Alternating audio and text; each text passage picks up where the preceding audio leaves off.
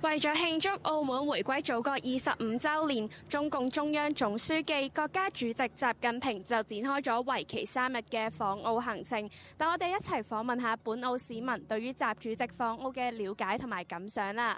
同學你好啊，咁前段時間習主席就嚟咗訪察澳門啦，想問下你知唔知呢一個消息？如果知嘅話，你係由邊度得知嘅呢？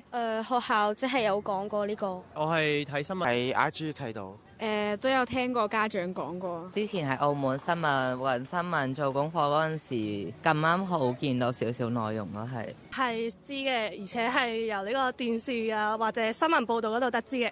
對於澳門青年嘅學習係非常之關注啦，咁佢都對呢一啲嘅學生提出咗一啲期望，例如係努力學習或者增長才幹咁樣啦。咁你覺得自己可以由咩小事做起，去到響應呢一份期望呢？努力讀書，將來可以幫到國家，因為即係努力學習之後就可能做啲同嗰啲相關嘅工作咯。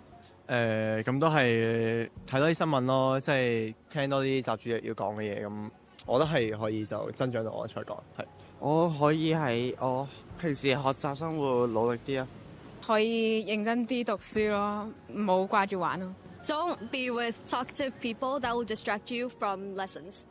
正如佢咁講啦，首先就係喺自己嘅學習上面更加努力去往上推進自己啦。然之後就係多啲去往唔同方面去發展。咁最後就係你作為當代嘅年青人，對自己未來有啲咩期許？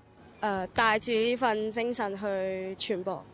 我只會覺得，因為我未來可能想去內地讀啦，咁我都想即係為國家更盡一分力啦。努力讀書，考入大學之後喺社會作出啲貢獻啊！可以認真讀好書，跟住考入一個好嘅大學。I also have the same goal as her, but I want to gain recognition by joining more competitions.